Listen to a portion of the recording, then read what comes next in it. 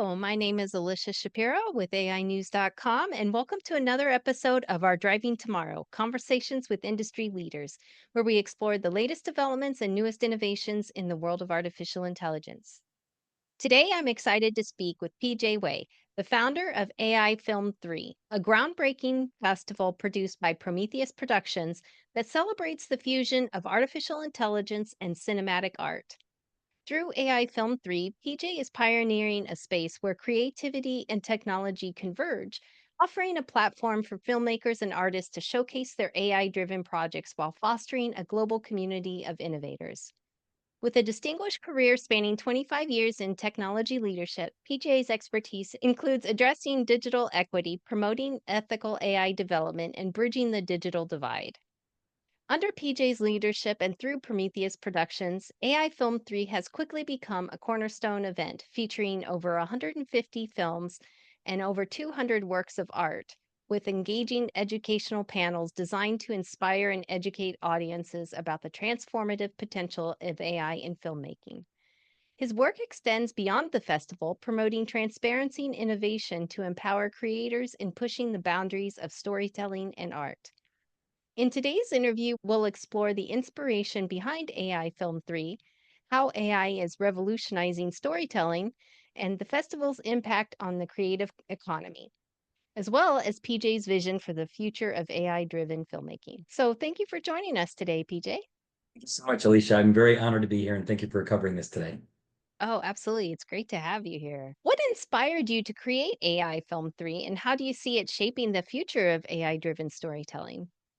It's a great question, Alicia. I started the festival was a product of being a creative myself. So I Mhm. had been utilizing AI and I get the struggle of artists that are wanting to be seen and the creatives that have been in the space and trying to evolve.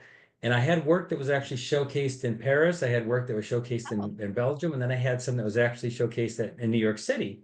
So in my journey out to New York City, I talked to so many other creatives face to face, got a chance to hear their stories. And as artists, they want to be artists. The hard part was always to find out how do they get the exposure. So yeah. I toyed with the idea of what if there were a festival that could celebrate just the artists, that were there to celebrate the creativity, the tools, the thing that people enjoy, and then welcome the community, welcome people that are not Mm. familiar with AI, not familiar with these tools. How do they become engaged with it and start seeing a value of entertainment and filmmaking?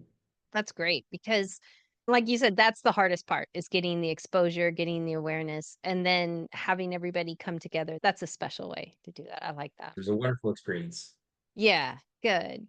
And this year's festival had over 150 films and over 200 artworks showcased. How did you curate such a diverse collection of AI generated content for the festival? Was not easy. So the idea between the AI Film and Art Festival only began in April of this year. And in May, I said, I'm going to try it. Let's see what happens. Mhm. It was a starting point of reaching out to different theaters, and I found AMC theaters locally, and Oh, they cool. had a really nice venue with a hotel and convention center local as well. So I thought, what a great relationship. Maybe I could get a single theater and get some place for people to meet and talk. And that expanded. That went from one theater into two theaters and went from what was going to be maybe be a day and a half to being 3 days, and started doing open calls on the Hug Film Freeway and as well as the AI Film 3 platform. I had it so individuals could upload their own video content and we'd curate Nice. through that. And the curation process really was a partnership with peers such as Pixel Palette Nation. Justin or Longshot out there was one of my partners that helped go through looking at the curation. I had artists and creatives, Liana, who's actually overseas. I had others that were just willing to participate and help with that evaluation process. It was excellent because we set criteria for the days based on day one, since it started on Halloween. Everything had to be Halloween themed. It made it really easy, right? We, Yeah. we got that sense globally of what Halloween means to different people, and it was really fun. That was a Mm. very interesting day to curate. The next couple of days were more open to individual interpretation. What are they passionate about? Create what you love and let's see it. I love that idea. And just mentioned, but you had 150 films and 200 artists. Was it a struggle to get that many, or was it just everybody wanted to join on? That's a great question too. I've had to ask myself that same thing because the day one, so when I opened up the curation on, or I opened up an open call on the Hug for day one, which was Halloween theme only, we had Mhm. 157 people reply to that. And I Wow. was only doing an open call for 30. I Oh wanted my the top gosh. 30. So yeah, that was just what was responded, 150 something. And then I discovered that as after day one, I had others that reached out to me and says they don't use that specific platform. They just Hmm. want to go a different route. So I had to be, the point of this was really to get that exposure for everybody. So I didn't Mhm. want to say that you have to go through this process. So I started finding other avenues for people to submit work. And that was quickly lesson one. And that helped with Mhm. day two and day three curations because those numbers just kept growing. That's exciting that so many people responded that way. That's amazing. And that there's so many people out there experimenting with these AI tools too. That's even more incredible. I think that Uh, is the most incredible thing. Absolutely. yeah. And you mentioned that you did have a partnership with AMC Theaters. Can you share how these festival partnerships with AMC Theaters and then the AI music and video channel amplified the opportunity for those AI artists? Yeah, absolutely. See, it was funny. So I approached AMC, Hark, and a couple others, and AMC just had a really good location. Working Mhm. with their team there, the individuals at their corporate were very helpful. They thought it was a really interesting idea. They were also very cautious about, they didn't want to impede on their Hollywood partners. And I get that. Yeah. I totally respect that. So Mhm. there were certain things we could or could not do at the same time at the facility. I want to commend everybody that works at those theaters, right? A little piece of history from for everybody is I used to work at a movie theater. It's like my first real Mhm. job. I delivered Mhm. papers, but my first real job after that was working at a movie theater. Mhm. So seeing people in a place that was so close to my heart as a kid growing up and knowing that they were kind, that the projector people were intrigued, the usher, everybody that worked there really had questions, which was fun. From the AI music channel, AI music video channel, that was a great partnership and being able to help build the collaboration and get the tools put in place through the website, as Oh well as it yeah. got a few new artists connected to Next Artist platform to be able to start having a place to showcase their work as well. That was a great effort. A couple other things I'd like to really quick mention that was really Mhm. interesting. Talk about exposure for the artists. We had the Arizona director for film and media, who is Matthew Earl That's right. Jones, is the state director for film and media. He is the brother of the late James Earl Jones. Oh, no way. And he came out, he was due to be out for about 10, 15 minutes at most for a red carpet event, and he stuck around for 2.5 hours. Oh, And wow. for 2.5 hours for him to take out of his day and put trust with an open mind and talk to AI creatives and artists that were there, talk to the public that was there to see these films and get their feedback, I think that really goes a long way to express what's happening in a potential paradigm shift of AI in video and entertainment. Oh, yeah, that's for sure. And I'm sure it was special for the artists as well to be able to meet him and talk to him for a while. That'd be cool.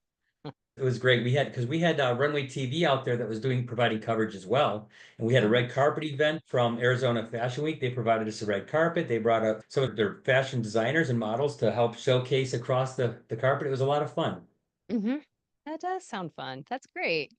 And what role does AI play in democratizing filmmaking? How does AI Film 3 lower the barriers for creators and audiences alike? That's probably my favorite question, honestly, because when I looked at the amount of films that came in, so while we actually had 157 films total. Of Mhm. those, 48% of those were in the US. That means Oh, wow. 52% came from around the world.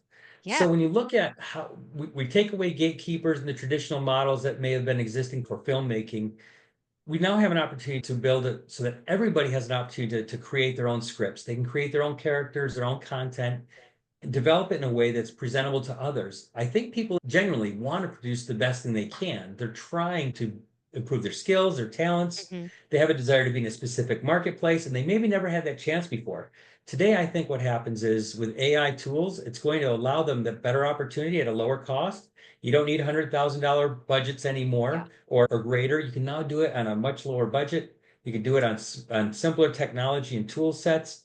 Another piece to tie into that is not just as a democratizer for the world, for people that can access it, but also for people that have different needs. I will say that we had some individuals that had different needs, physical requirements, or may have had limitations yet their skill set and their desire is still there. So the storytelling piece Yeah. exists within the person, not within the tool. So the tools simply help us bring out what we want to say. It takes the head to a place where our hands can't always go. And that's really the true barrier that's being broken. It allows people of Yeah. all backgrounds and capabilities to perform excellent with these tools. I didn't even think of that. That is amazing. And you're right. They can still tell stories in their way and just need some Absolutely. extra help maybe or whatever. So that's amazing. That's actually how I got started into AI. Was I only got started into AI because my youngest daughter has a disability, so she Hmm. has limitations. And when she turned 18, she aged out of her care. They no longer provided certain therapy. So I would draw, give it to her, and she would paint. I would draw, she would paint. That was a form of physical therapy. I started investigating AI tools and what they did, how they worked. I showed them to her and showed her how to create the simple prompts. And she would do that on her own. And what came out of her were things that I never imagined because she's nonverbal.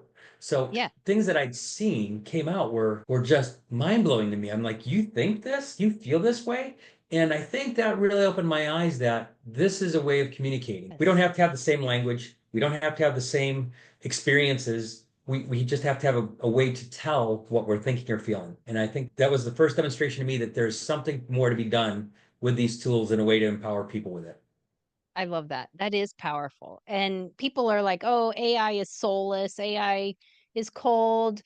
It can't evoke emotion, but it can because that's the story that evokes the emotion and the medium just is like you said a tool to tell that story. And it's great. Yep. Like you said, it's a great communicating tool. I love that idea. I took it to heart, and I really, that's why with this festival, everything that was presented, anything that was put in was taken with the most care and respect, with trying to represent what they did with the work people have presented in a way Hmm. that really reflects the care they put into doing it and trusting me with that tool, to trust me Exactly. with their work to show other people. That's awesome.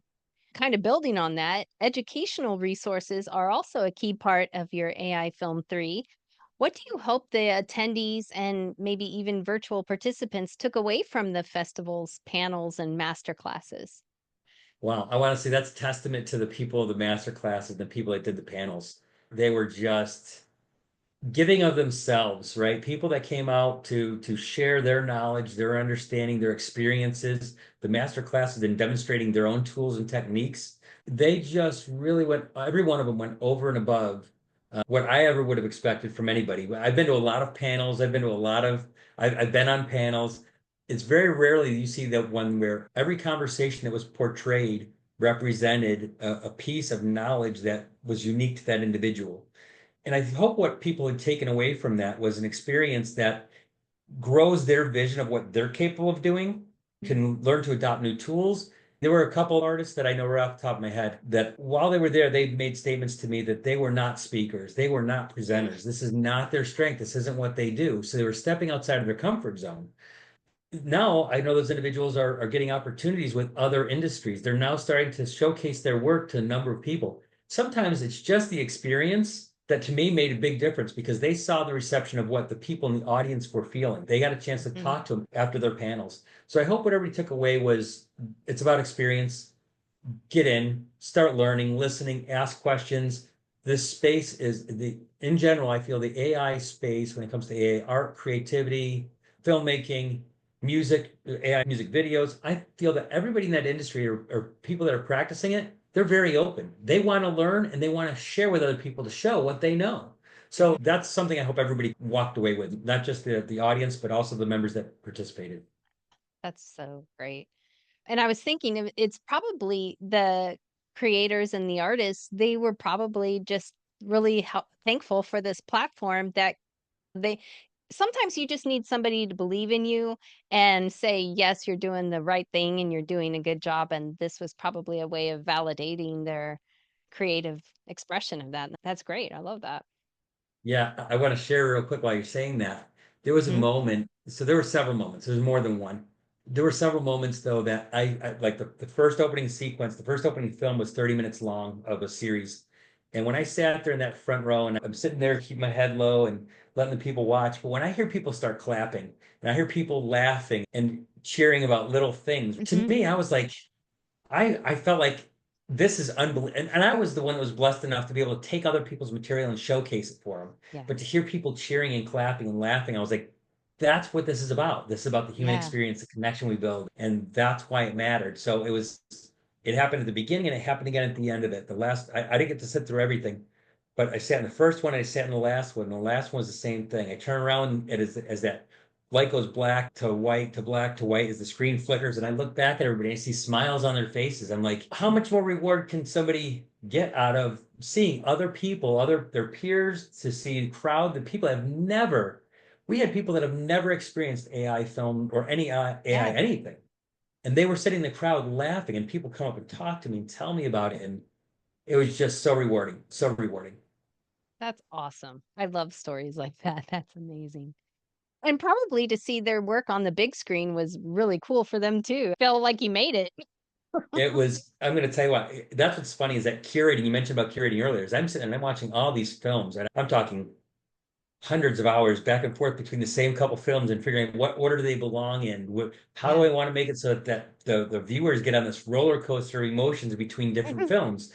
That when I was doing that, and then I got to sit in the theater and when I watched them, when I did get to see them, I was like, God, these are enormous and they're so beautiful. They're way better than on my screen. They're just Mhm. masterpieces. And having it done with the proper DCP conversions, having somebody that worked on sound audio to make sure all the sound was balanced for everybody that put in work. There's a Mhm. lot of work that was put in behind the scenes on this, and I'm very proud of how that I'm showcased. sure. But it really reflected the people, I think. That's awesome. I love that. Looking to the future, how do you envision AI technology continuing to influence the creative economy, particularly in film and art, maybe over the next 5 years? Tough one, right? I think that's very Yeah, tough. It's a great question, but it's a hard one to have a crystal ball because this technology moves so fast. it does. We had a group of artists that submitted a piece, and when I said yes, I love this, it's in. Less than 4 weeks later, they submitted the same piece over again, but with new tools implemented, and it made significant changes. Wow. Right? It just so I stuck both of them in there. So they came to the festival and watched day one, they saw it, and they watched the last day, they saw the new version. But that Mm, happened in less than 4 weeks. So my point being is that when we try to predict what's going to happen and what does these tools mean for AI creatives, I really don't know. It's really hard to tell because that was only a yeah. 4 week period. And it was a Right. paradigm shift in what you could see from the technology in the same tools. Hmm. Just new versions had come out. So I think that in the next 5 years, we're going to see, I hope what we see, honestly, is I hope we see a better adoption inside of our K-12 districts. I hope Mm, when we look at educating our population, it's not about the fear of it, but about the potential of it. What better yeah, things can come out of it? We should be working towards improvements, not based on fear. I love We that. become educated by practice if we want to look to how do we regulate proper ethics, behavior, copyright, all of the things that people are concerned about, put them into the district, put them into the places where people can learn. Give it to Yeah. the kids, teach them proper ethics, proper behavior, demonstrate Mm, what that looks like, reflect on projects that are going to encourage that for them, put that into the universities for the same reason. We'll start yep. reducing the concerns of behavior by demonstrating what we can do. I love that perspective. That's awesome. And it could replace the art classes back in the day almost. You've got new tools for art and creation, so why not teach it in school? I love that idea. It could be an add-on to the art courses, right? The days of airbrush courses, I don't know how they exist today, but when I was in school, I thought, man, I'm going to see if I can take this class called airbrushing, right? Because it was big in the Yeah. 70s and people in the 80s all wanted it on their shirts and stuff. But Yep, I had one. yeah, I did too. So that's one thing. Whereas now, I took photography. I don't know Mm, that any school teaches photography anymore in the way that I learned it, yeah, which was a dark room and you had to break your canister open in the dark and put it in all these liquids and develop it into a, nobody really does it right. anymore. Yeah, That's a lost art in a way. yeah, So maybe those courses can now be filled by AI courses, teaching yes. about ideation, creativity processes, theory. How can we start training models, large language models? There's all kinds of stuff. And then you have a crossover between technology and art. I love that idea. I think that should happen for sure. And before we wrap up, I'd like to ask a couple of lighter questions so our audience Yeah. can get to know you a little better. When you do step away from your work, what are some activities or hobbies that you're passionate about? Oh, boy, howdy. Just about everything, honestly. Yeah, it's I not so I much lighter because everybody says the same thing, but it's a tough question. It is tough because so like tonight I've got to go here in a little bit because I've got to officiate football. I officiate football. It's Mm, 26 years I've been doing it, and right now we're in state playoffs, and I've got a state championship game next week for the 6A for the state of Arizona, and I'm super excited about that. So that's a passion, that's something I love to do, but it's only a football season. It's not all year long, right? It only goes for so right. many weeks. Other than that, I draw every day. I Hmm. literally draw every day just because I think it's a good habit. Yeah. It's a good stress reliever. So that's about it. Yeah, I draw, color, paint every day. And that's Nice. probably my coffee. Coffee's my other passion. I know I Yes, really love coffee. I do too. Yeah, I'm that's a big awesome. coffee fan. That's great. What's kind is your favorite kind? Do you have a favorite? Oh, I do. I do. I'm going to mention two though. One is Arbuckles is my favorite. You may Okay. never have heard about it, but it's Mm-mm. actually in Tucson. You can only buy it at trading posts here in Arizona, or you can buy it at the place where they actually roast it, which is in Tucson. That's So I awesome. buy it by 3 or 4 pounds at a time, grind it myself. Arbuckles, Ariosa, and Mexicali are the two best they have, in my opinion. And then the other one is Coin Coffee. Coin Coffee is actually a Web3 traditional model crossover. It's a company that actually they feature artists to do their coffee labels. So Oh, neat. artists, and then you can actually claim the token of that art piece as an NFT. So if Oh, you're into NFTs and you're into art collecting and you like coffee, it's a great win. They yeah. actually helped us brand with the AI Film 3 brand specifically for the film festival. So we got to do a label with Oh, them as well, which was a lot of fun. that is fun. That's really cool. Yeah, it's great to see the spaces building that way, right? That we're seeing Yeah. those synergies and building the AI tools, the blockchain, crypto, Mm-hmm. NFTs, all of those things that are more in that Web3 space, but Yeah. bringing it into everyday life and letting people see it and experience it. That's so cool. I like that. I'm gonna have to look them up. And Absolutely. finally, what piece of advice would you give to someone who is passionate about combining AI and filmmaking, but maybe doesn't know where to start? Uh, yeah, it's a really good question because the starting point is always it can be elusive. I would say starting point one is start doing just look for tools, find free tools, free versions of AI tools, start playing with them, see how they Yeah. function, understand them a little bit. And then from there, there's a ton of places on spaces like on X. There are different chat groups. Maybe look at local communities. There might be local community programs that are happening with developing those tools. Then there's much more advanced. If you're somebody that's already in the space but trying to figure out how to grow, other programs like Curious Refuge has. There's a couple other programs out there where people can buy subscriptions and learn how to do things, but there's a ton of free stuff. You can actually do a lot of this without spending any money to begin with. And that would be where I'd start low, start simple, find your group, find the group of people that want to help you, lift you up. And there's a lot of them out there. There's a ton of them. So I would say look on the socials for those people. I love that. That's great advice. And a lot of people think, oh, creating AI artwork and films, you just put in a little prompt and push a button and it's done, but it's not. There's so much more behind the scenes like you were talking about that really makes it come to life, and just experimenting and trying it is a good place to start, and like you said, learning the tools. That's perfect. Yeah, absolutely. It's best place to be is just find where your comfort is and sit there for a little bit and then start pushing yourself out of your comfort zone. Great advice. Thank you so much, PJ, for joining us today and sharing your insights. It's been a real pleasure talking with you and learning more about your work with AI Film 3. We're already But planning the next event, so that's the I good was news. going to ask if you're going to have another one. Yeah, that's great. When is I it going to am. be?